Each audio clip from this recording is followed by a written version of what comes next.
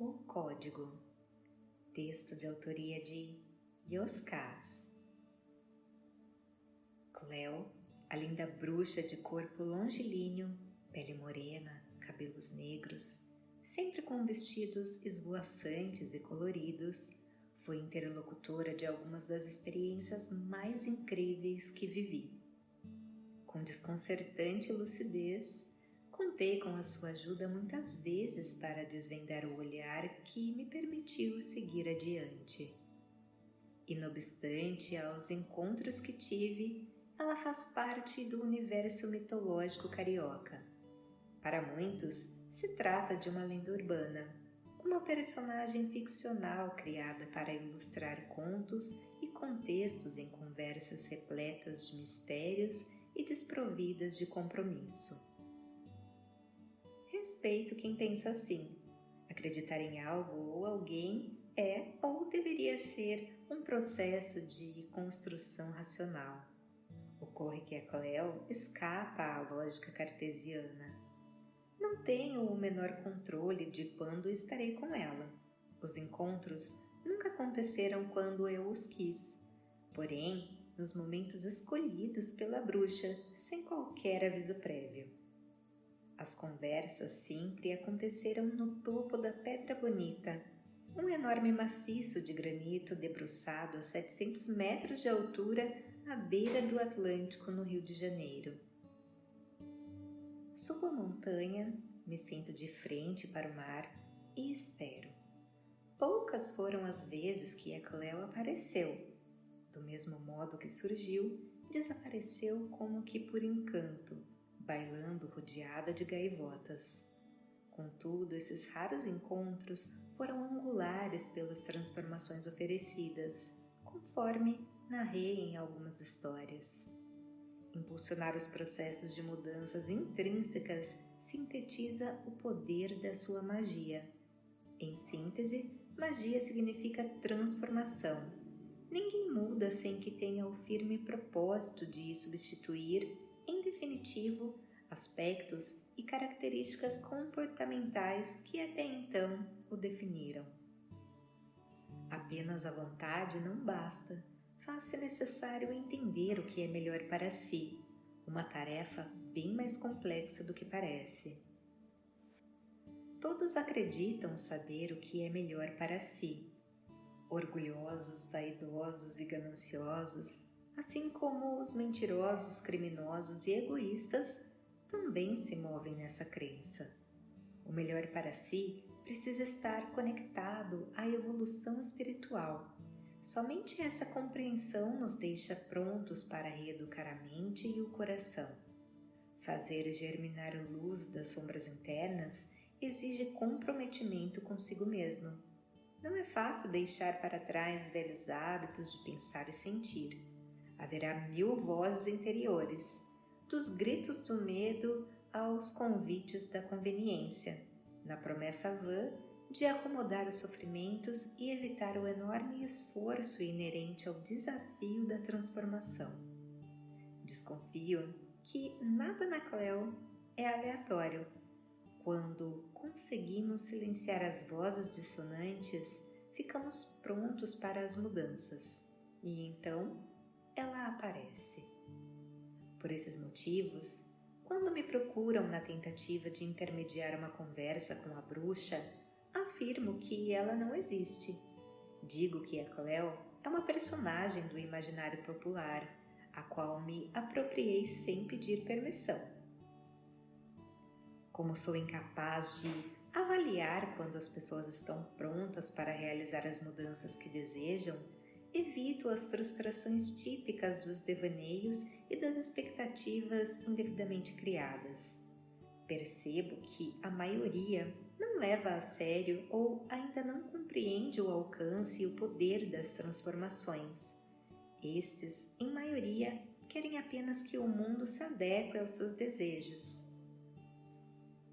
Como jamais acontecerá, se tornam mal-humorados, impacientes, ansiosos e irritadiços. Todos eles, sem exceção, não sabem lidar ou negam a necessidade de aperfeiçoar o próprio olhar, aprimorar o pensar e aguçar o sentir. Enfim, fogem do esforço para mudar o próprio jeito de ser e viver. Preferem o desgastado discurso da incompreensão e da injustiça a que se dizem vítimas. Optam em transferir a responsabilidade sobre a própria vida. Desconhecem ou não querem aceitar que o poder da vida reside no âmago do ser. Ninguém o encontrará em nenhum outro lugar. Deixar de ser quem é para se tornar outro não é uma ideia rasa nem de entendimento imediato. Requer uma longa elaboração nos laboratórios da mente e uma criteriosa faxina nas gavetas do coração. Faz-se indispensável reaprender a pensar e a sentir. Um criterioso processo de desconstrução e consequente reconstrução de si mesmo. Afoitos e desesperados, terminam por se decepcionar com a mesma rapidez de quem se lança ao mar brávio em bote frágil, desprovido de mapa e bússola, remo e leme. Não escrevo isso para desanimar ninguém, mas para não restar nenhum traço de dúvida sobre a difícil jornada que terá pela frente. Entretanto, são nas dificuldades do trajeto que descobrimos as maravilhas da viagem. Expandir fronteiras nada tem a ver com chegar do outro lado do mundo. Em verdade, fala sobre ir além das próprias limitações. De início, não foi diferente com a Glória, uma amiga desde os tempos da agência de publicidade, ilustradora de raro talento. Trabalhou comigo na equipe de criação por muitos anos. Ela conhecia as minhas histórias com a Cleo. Glória esteve casada com o Paulo por quase 2 décadas. Começaram a namorar ainda jovens, quando cursavam o ensino médio. Divorciaram-se havia poucos anos. Tinham a guarda compartilhada do único filho. Fora ele quem quisera se separar, contra a vontade dela, apesar dos maus tratos que sofria. Não se tratava de violência física ou ameaças, tampouco de coação financeira, uma vez que ela era uma profissional conceituada e bem remunerada. Porém, de manipulação psicológica, face à dependência emocional oriunda da insegurança quanto ao amor que o marido sentia por ela. Suas alegrias e tristezas variavam de acordo com o carinho ou a indiferença com que o Paulo a tratava a cada instante. Se recebia atenção e sorrisos, ficava bem. Caso ele a olhasse com descaso ou irritação, afundava em agonia até que o marido decidisse por reverter o ânimo da esposa. Por saber do poder que tinha sobre a mulher, a tratava conforme o seu humor ou interesse. Era um joguete nas mãos do marido. A terapia a fez entender o processo no qual se submetia por livre escolha. Cada pessoa tem sobre a gente o exato poder que concedemos a ela, nem mais nem menos, ensinara a terapeuta. Jamais permita que algo ou alguém a arranque do seu eixo de luz. Ao invés de mudar a si mesmo como maneira de alcançar a própria autonomia emocional, Glória preferiu conversar com o Paulo para que ele modificasse o jeito como a tratava. Mais uma vez, abdicou do poder sobre si mesma. Ao contrário do pretendido, Paulo se serviu disso para fazer troças da fragilidade da esposa. Ainda mais, não satisfeito, pediu o divórcio sob a alegação de que ela não estava à sua altura. Queria uma mulher forte. No início, Glória acreditou que a separação, ao menos, serviria para pôr fim ao seu sofrimento. Ledo engano. Nada muda enquanto não levarmos a termo a indispensável transformação interna. Apesar de divorciados, o comportamento de Paulo continuava a determinar como Glória se sentia. O fato de terem um filho ainda pré-adolescente em guarda compartilhada mantinha vínculos de convivência com um ex-marido suficientes para que seu bem-estar emocional seguisse manipulado por ele. Falavam ao telefone assuntos referentes ao filho ou se encontravam, ainda que por poucos instantes, nos momentos em que a guarda do menino era trocada.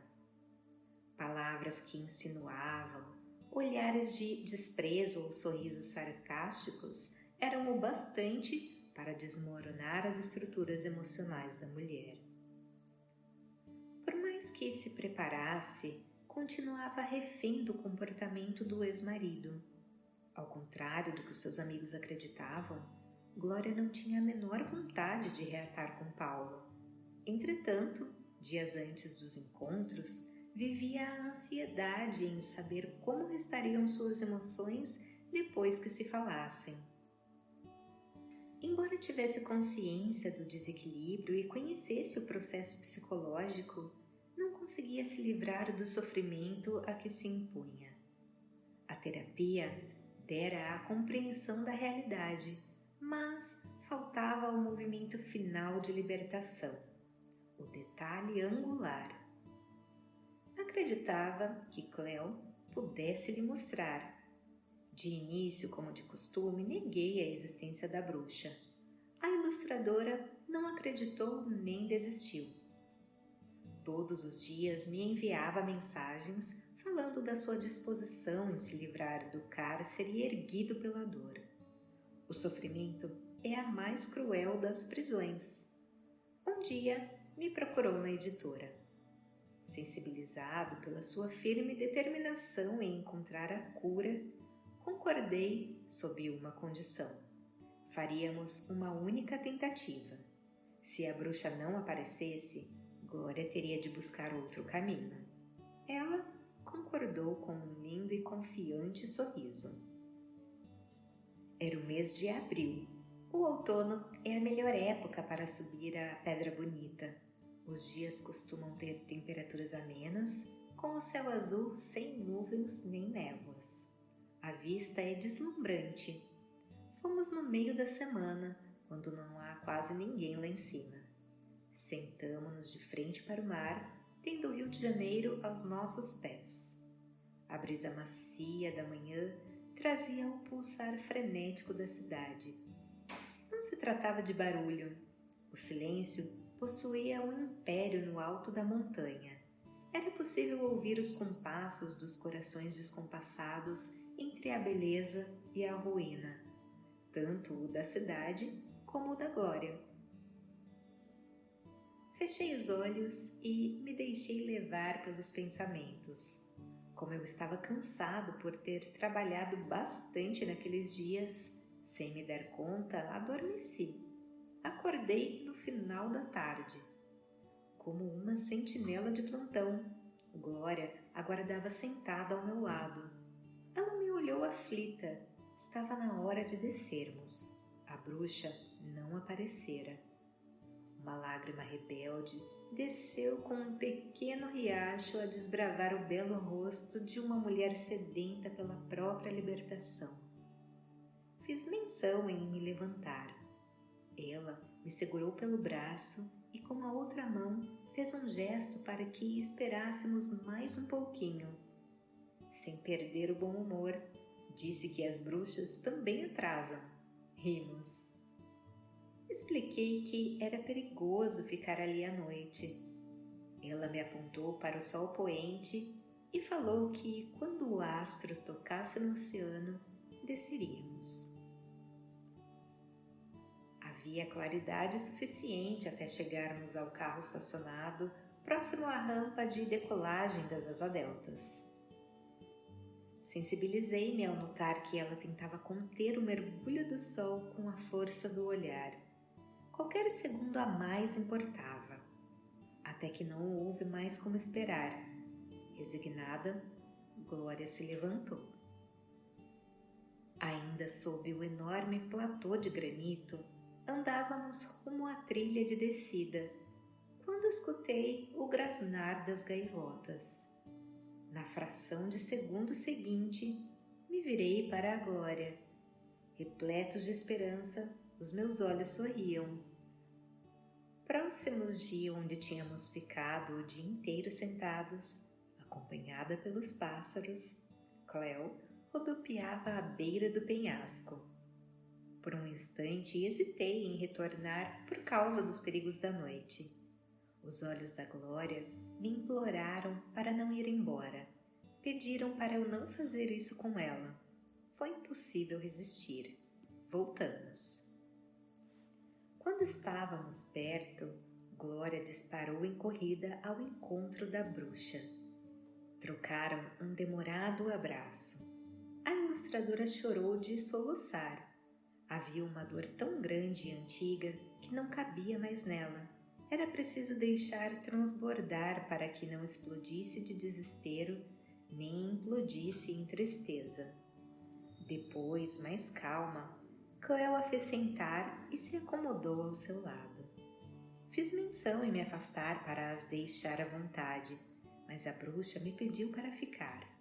É importante que você também escute, não apenas para aplicar às suas relações, mas para lembrar a ela de tudo que foi dito. Nada deve ser esquecido. Em seguida, Glória narrou as suas dores, dilemas e dúvidas. Enquanto falava, uma enorme e fantástica lua cheia avermelhada se erguia por trás da Pedra da Gávea, iluminando a nossa noite. Sem nenhuma interrupção, Glória falou por um tempo que não sei precisar. Somente quando cansou de se ouvir, foi que a bruxa pontuou. Há 3 aspectos relevantes a serem abordados e entendidos: validação, amor e perdão.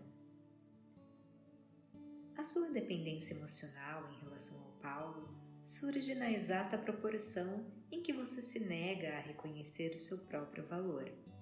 A imagem que cada um tem de si mesmo não pode ser desenhada pela opinião de outro indivíduo. Assim como todas as pessoas, a minha imagem se constrói através da dignidade com que me conduzo pelos dias, pelas virtudes que aplico às relações, aos princípios que norteiam as escolhas, ao amor semeado pelas estradas da vida, ainda que ninguém mais os perceba. O valor das minhas atitudes me basta, pois é o único critério útil para estabelecer o meu tamanho, riqueza e beleza. O conceito que alguém faz de mim servirá apenas como régua para a exclusiva medição daquele que se arvora no direito de medir os outros. Jamais terá qualquer utilidade para definir quem eu sou. Cada um compreende a realidade conforme os olhos que possui. Em seguida, ponderou. A sua imagem cabe à sua compreensão, tão e somente. Nunca conceda esse poder a ninguém.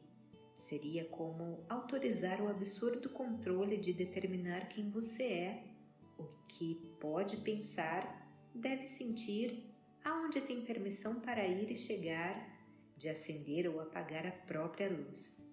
Ninguém necessita da validação de ninguém para ser feliz, viver em paz e amar sem limites.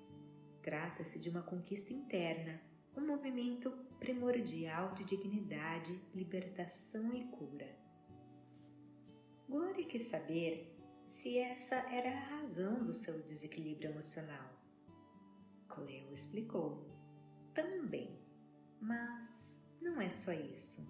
Para desmanchar um sofrimento, se faz necessário ir à origem da dor para conhecer as causas que desestabilizaram a sua estrutura emocional. Sofremos pela incapacidade de elaborar a experiência vivida de maneira correta.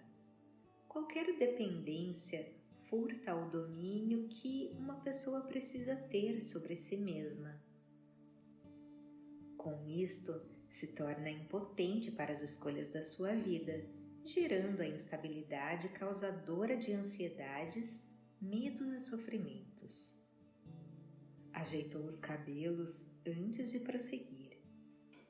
Quando acreditou que a sua felicidade carecia do amor do Paulo, transferiu a ele o poder de manipular os seus sentimentos e a sua paz. A olhou com seriedade e ressaltou: ele pode ter feito mau uso desse poder, mas não lhe roubou nada. Foi você quem o entregou. Com o rosto banhado em lágrimas, Glória não teve como discordar. A bruxa deu de ombros e sugeriu: contudo, nada a impede de pegar esse poder de volta. É seu por direito, versa sobre a sua vida. Tornar-se dona de si é uma escolha sempre disponível e possível. A ilustradora confessou não saber como fazer. Tinha sido honesta quando dizia não mais fazer questão de se sentir amada pelo Paulo. Isto a atordoava ainda mais, pois não entendia o motivo de as atitudes do ex-marido ainda a desequilibrarem. Cleo foi direto ao cerne da questão. O ódio, afirmou sem rodeios. Glória tomou um susto, disse que era uma pessoa boa.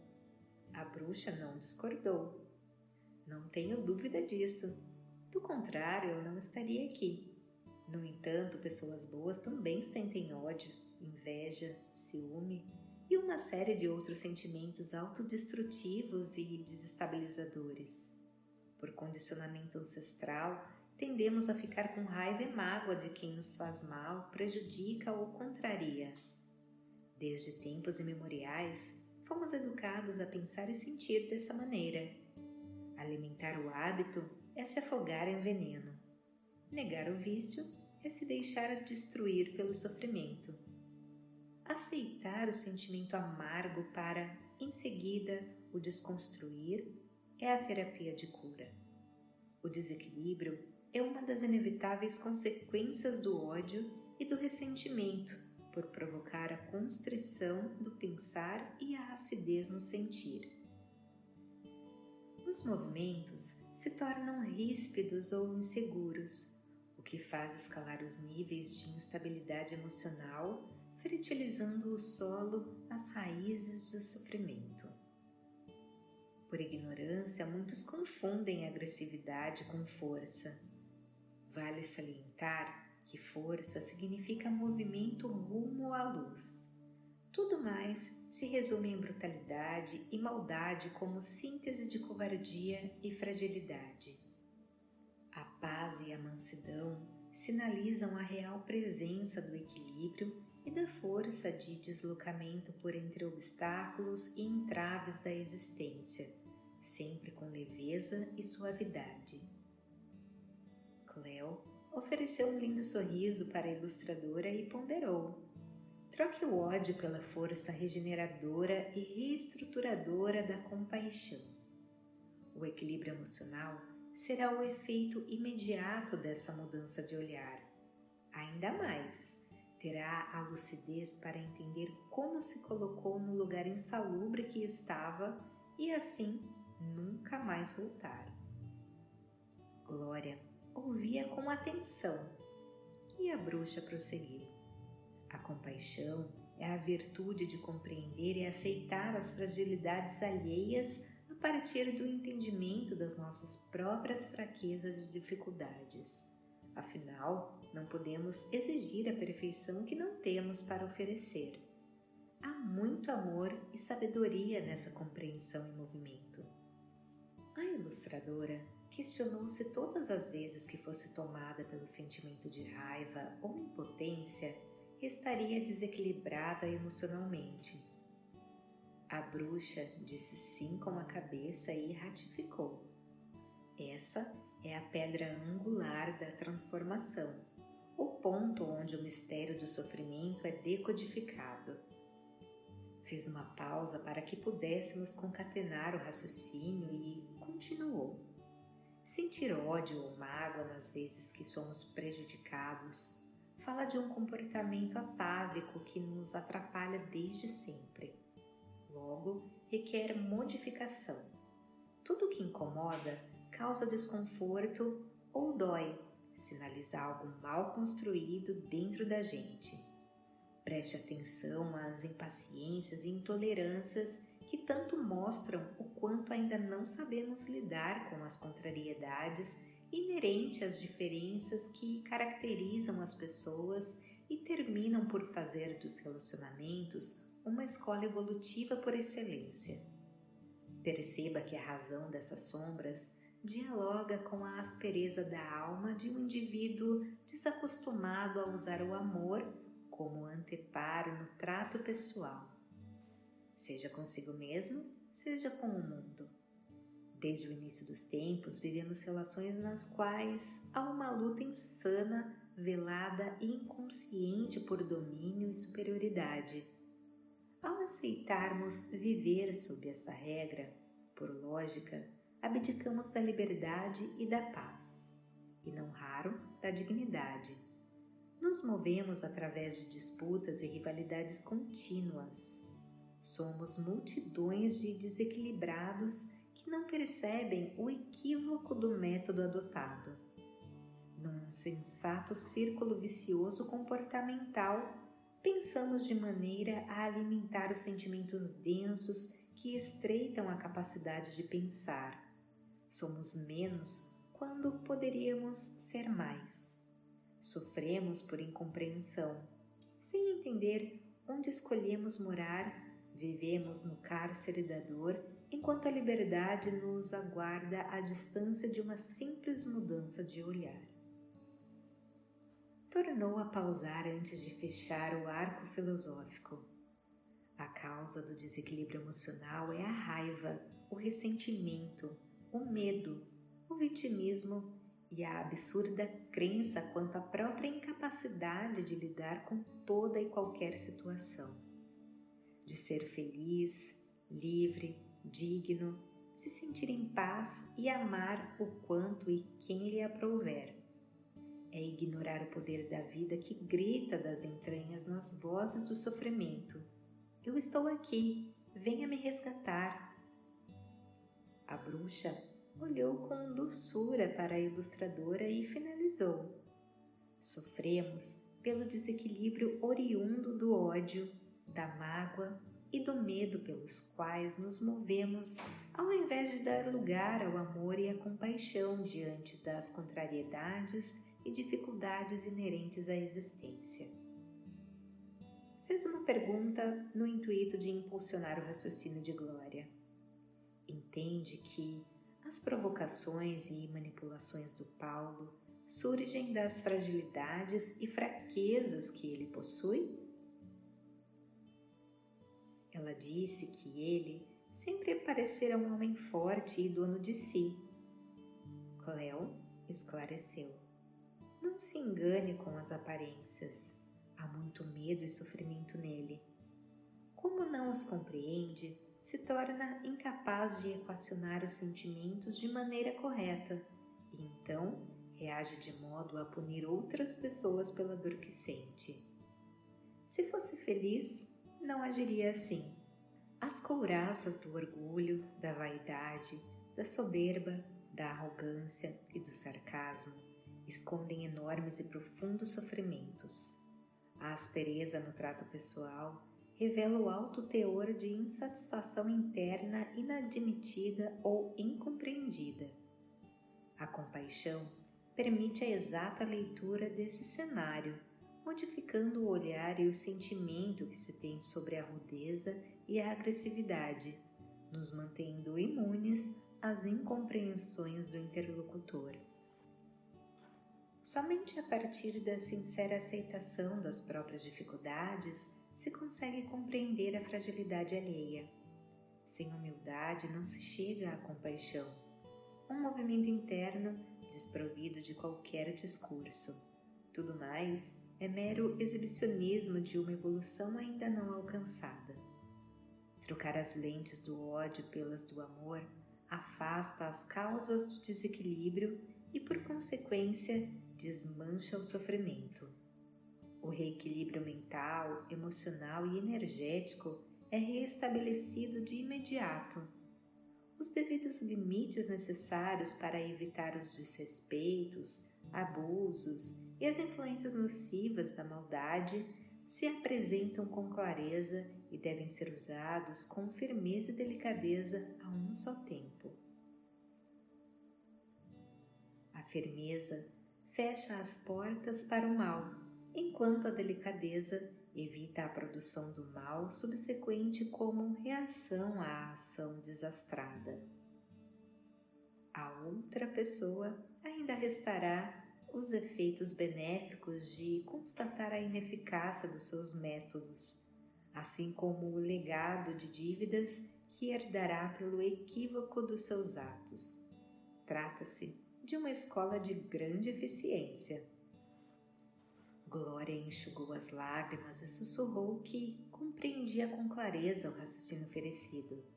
Se o sentimento amargo era a causa do desequilíbrio, ao substituir por outro, nobre e sutil, reverteria a instabilidade.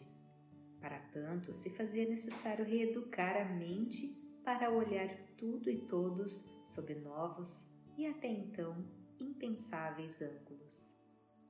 A bruxa sorriu e acrescentou: há um último detalhe, mas não menos importante.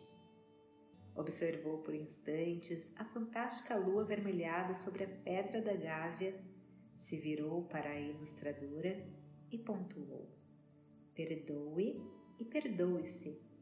Em seguida, explicou: ninguém esquece os fatos marcantes que viveu. Fazem parte da história pessoal e, por isso, fundamentais ao aprendizado. Ao fazer uma retrospectiva da sua experiência, e é normal que a faça, lembrará dos maus tratos. Se longe do perdão, sentirá culpa pelos abusos permitidos e mágoa pelas maldades sofridas. Se envolvida pelo perdão, compreenderá o quanto serviram ao seu crescimento espiritual. Alegrar-se-á. Franziu as sobrancelhas e a lembrou com seriedade. Do mesmo modo, enquanto se ativer a expectativa pelo arrependimento do Paulo, se manterá desequilibrada pela frustração gerada por algo fora do seu controle. Não caia nessa armadilha. Você pode ficar aprisionada por séculos. Por lógica, a libertação não depende do ato alheio. É movimento autônomo e independente. Ninguém tem o poder de fazer o outro caminhar. Cada um faz ao próprio gosto e ritmo. Nisso reside a força do perdão. Contudo, o desejo de uma pessoa pelo atraso não pode impedir a outra de embarcar no trem da evolução para seguir a viagem. O peso dele não pode fazer carga à sua leveza. Cada um é integralmente responsável por si, sem lamentos nem reclamações. A esse entendimento denominamos maturidade. Em seguida, sintetizou a conversa. A cura dos males provenientes do desequilíbrio se ergue com a autoestima, se estrutura por intermédio do amor e da sabedoria contidos na compaixão, para se completar com a libertação alcançada pelo sagrado perdão. Sagrado é tudo aquilo que nos torna pessoas melhores, balbuciou Glória. Cleo piscou um olho em anuência. Sem mais palavra, a bruxa se levantou, não sem antes oferecer um lindo sorriso à ilustradora que agradeceu a conversa e o código para a libertação e a cura. Usá-los para abrir as portas por onde precisava atravessar era a tarefa que a aguardava.